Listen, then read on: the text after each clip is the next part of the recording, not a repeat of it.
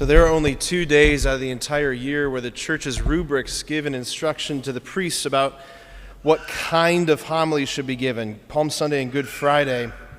And the instruction is that the homily should be brief. So I'm going to be an obedient son and preach a brief homily this morning. I want to reflect on a single word that we heard today from Paul's letter to the Philippians. The word, we hear it rendered in English as emptied himself. The word in Greek is kenosis.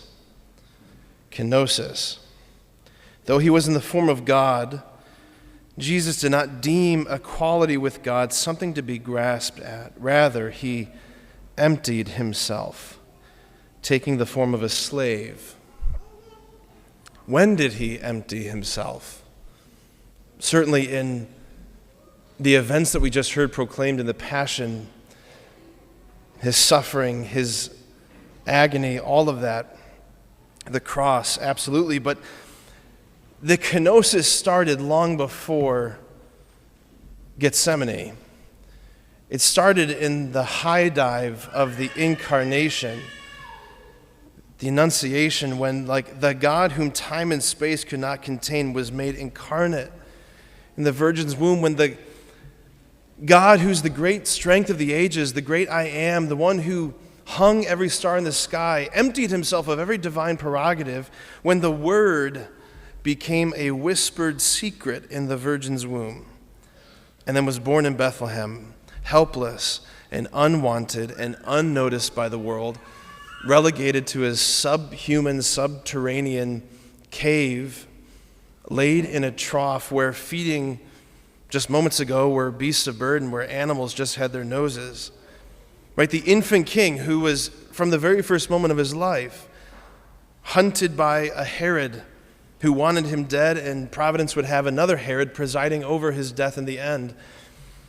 Again, the great strength of the ages, the great I am, was held by Mary, powerless, helpless, swaddled, wrapped in cloth, just as he would be again in the end.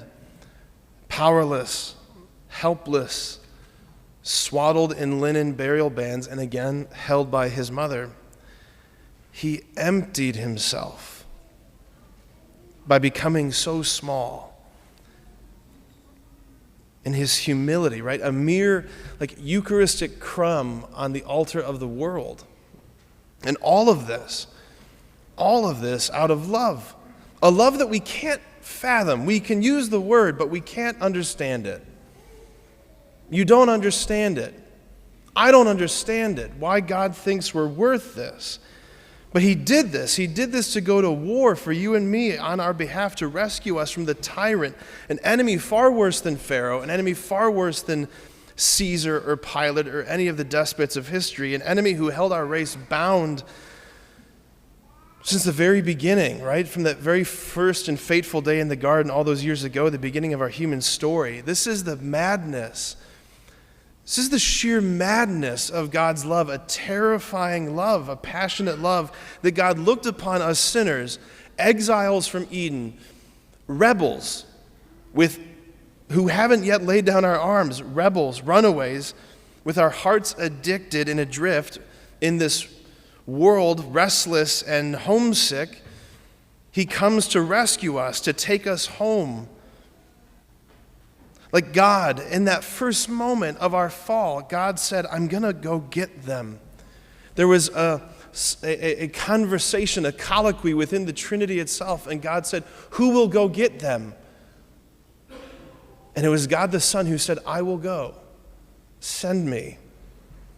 I will go. I'm willing to go. I'm willing to do anything, to suffer anything, to go anywhere in order to win their hearts back. It's like God is saying, God, the God who hung every star in the sky, am willing to become a newborn baby lying beneath the starry curtain of creation for you. If that's what it takes. I who have never known weariness or exhaustion or hunger or thirst or cold or pain, I'm willing to become utterly vulnerable to suffer every human weakness, even death, even the most excruciating forms of death, even the most shameful forms of death, if that's what it takes, like, I'm willing to be misunderstood by my own people whom I love, my priests whom I called, my friends who I've been traveling with, informing, to be abandoned by them, if that's what it takes. I will give you my hands, the hands that split the Red Sea in two.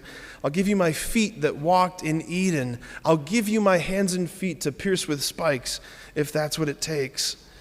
I'll give you my head that was adored by angels to puncture with thorns. I'll give you my side to open it with a spear.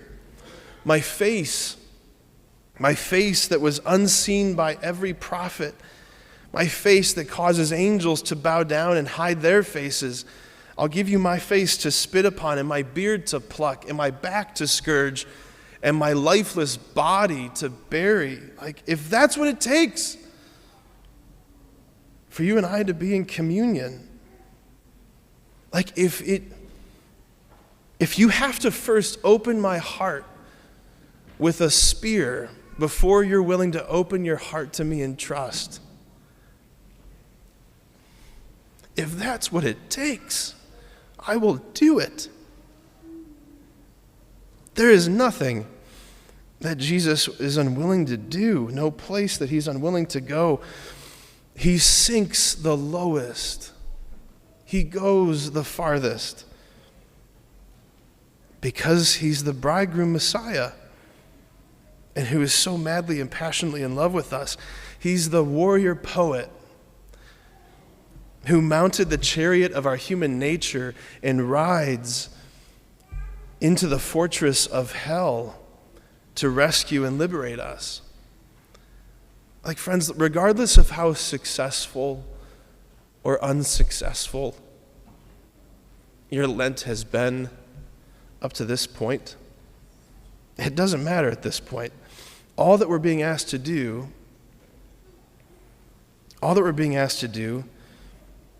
is to be with him. This week that changed the universe, this week that changed everything, this week that is not like the other weeks. This is the week of the bridegroom. This is the holiest of all weeks. The Palm Sunday crowds who gathered that first Palm Sunday and cried out with glad hosannas, hailing him as king, they didn't know what they were doing. They didn't know who was coming into their city. They thought he was an imperial revolutionary coming to take the throne. That's not who he was. We know who he is, or at least we're supposed to. This is the week where it's the beginning of the end, and he's emptying himself. The gift is being poured out. He is being emptied out. And where, if not in us, is the gift being received? Where is his kenosis going? He's being emptied onto the lifeless ground, onto the lifeless earth, onto our lifeless hearts, our closed hearts, or deep into us. Will he find in us, will he find in our hearts the place where his gift can be received?